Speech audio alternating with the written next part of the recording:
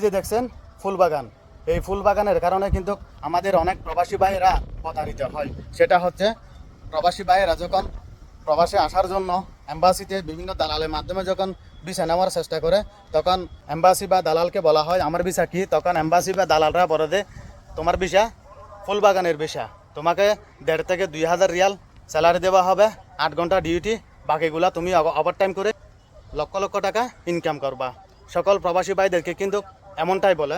এই যে যারা বিশেষ করে ফুল বাগানের চাকরি নিয়ে আসে তাদের বেলায়, তখন এক প্রকার প্রবাসী যখন প্রবাসী চলে আসার পর এটা ফুল বাগান না, দেখে এটা নরকের বাগান।